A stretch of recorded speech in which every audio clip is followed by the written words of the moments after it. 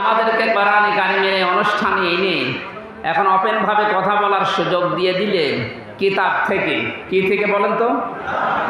আল্লাহ বলেন আপনি তাবলীগ করবেন কোরআনে, অথচ বিশ্বের দিকে আজ তাকান, কোরআনের তাবলীগ করতে গেলে সমস্যা ছিল, আর বাংলাদেশে তো আরো বেশি ছিল।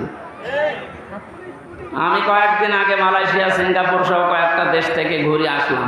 ওই সমস্ত দেশে তো, সিঙ্গাপুরে আমার মনে হয় 96% খ্রিস্টান আর বৌদ্ধ, মুসলমান 4%। ওখানে তো কোরআনের কথা বলতে নিষেধ নেই। আর এখানে 96% আমরা মুসলমান বাস করতাম, এরপরও কিতাব থেকে কথা বলতে গেলেই বাধা। হ্যাঁ, আপনি বাবার জীবনী বলেন, অসুবিধা নেই, বাবার জীবনী রংসং দিয়ে বলেন, কোনো অসুবিধা নেই। সে বাবা মরা হোক আর জিন্দা হোক, কথা বলতে গেলে বাধা দিত। কিসের কথা? আল্লাহ এই জন্য মোকামিনার নাচ দিয়েছেন। আমি জানি যে বাধা আসবে, বিভিন্ন সময় কোরআনের কথা বলতে বলতে গিয়ে বাধা এসেছে এবং আসবে। আপনাকে আমি আল্লাহ নিজে সাহায্য করব। ওই আল্লাহ এখন আর নেই। এখনো যদি সত্যি আমাদের ঈমান ওই পর্যায়ে পৌঁছি, আমরা কোরআনের তাবলীগ আরম্ভ করি, দল মত নির্বিশেষে সবাই, আল্লাহর সাহায্য এখনো দেখা সম্ভব। ইন্নাল্লাহা লা ইয়াহদিল কওমাল ফাসিকিন, ইন্নাল্লাহা লা ইয়াহদিল কওমাল কাফিরিন। আল্লাহ বলেন, কাফের যারা সত্যকে জানার পরে গোপন করে রাখে, এরা হচ্ছে এক প্রকার কাফের। কাফের মানে গোপনকারী। কাফের মানে কি? এই জন্য মুসলমানদের ভেতরে অনেক নামধারী কাফের এখন আছে, যারা সত্যকে সত্য জানার পরও এখনো গোপন করছেন। ইহুদি খ্রিস্টানদের টাকা পয়সা খেয়ে সত্যটা বলতে চাচ্ছেন না, আপনি আর এক ধরনের কাফের। গত 2 দিন একটা ভিডিও দেখে খুব মন খারাপ হয়ে গেল। এই যে আহলে হাদিসের নামে এক ভাই, কি রফিক নাকি নাম যেন, কোথা থেকে লেখাপড়া করেছে আমি জানি না, অনেক বছর শহীদ আবু সাঈদ ও শহীদ হয়নি, ও নিজে আত্মহত্যা করেছে। হাজার হাজার মানুষ ওখানে যে উনি বুক পেতে দিল। আরে ভাই, বুক মানুষ এমনি পেতে দেয়? কত বড় কঠিন অবস্থায় ছিল এই মানুষগুলো, আপনি টের পাচ্ছেন?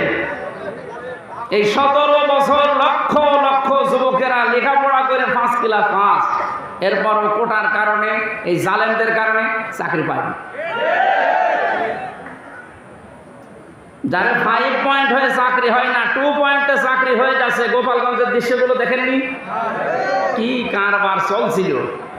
এই জালেমের সামনে নিজের জীবন দিয়ে জুলুম থেকে মুক্ত করার জন্যে উনি জীবনটা দিল, আর আপনি এখন শহীদ বলতে রাজি না? কি আর একবার মরে দেখানো লাগবে? কোরআনের কথাগুলো খুব খেয়াল করে শোনেন তো, হয়তো আপনি এইভাবে চিন্তা করেননি। যারা আলেম আছে তাদেরকে বলছি, ওয়ালা তাকুলু লিমান ইয়াকতালু ফি সাবিলিল্লাহি আমওয়াত বাল আহয়াউ ওয়ালাকিন লা তাশউরুন। সূরা বাকারা 154 নম্বর আয়াতে আছে, আল্লাহ বলেন, কেউ এ কথা বলবি না। শুধু হামজা বলবি না তা না, শুধু ওই রফিককে আল্লাহ বলেন না, ওই রফিক তুই বলবি না তা না, কেউ বলবি না এই কথা। ওয়ালা তাকুলু, বহু বচন। দুনিয়ায় কোনো মানুষ যেন এ কথা না বলে, লিমান ইয়াকতালু ফি সাবিলিল্লাহি আমওয়াত, যারা আমি আল্লাহর জন্য জীবন দিয়েছে এ মানুষগুলো মারা গেছে, কথা কেউ বলবি না। এ নোটিশ দিয়েছেন কে? কারণ কথা বলে মানুষ কি দিয়ে? মুখ দিয়ে কথা বলে। এই জন্য আল্লাহ মুখের ওপরে নোটিশ দিলেন, কেউ বলবি না দুনিয়ায় এই কথা যে ওরা মারা গেছে। ওরা মারা যায়নি, বাল আহয়াউন, বরং ওরা জিন্দা, জীবিত। ওয়ালাকিন লা তাশউরুন, কিন্তু তোরা টের পাস না। এই কথাটা আমি বানালাম। বলেন, শহীদ এ শব্দটা যে কত উঁচু শব্দ, কত দামি শব্দ, আপনি টের পাননি? তাই আপনি তো কোনা চেবেন, কোনার ভেতরে থাকেন, বলে আমরা কি কোরআনের কথা বলি না? আরে বেটা, কোরআনের কথা বলেছিল শহীদ আল্লামা দেলোয়ার হোসেন সাঈদী, 13 বছর জেলখানায় কাটিয়েছে। কোরআনের কথা বলেছিল আমাদের ইমাম আবু হানিফা, 8 বছর জেলখানায় কাটিয়েছে। কোরআনের কথা যারাই বলেছে তাদের জীবন পড়েন।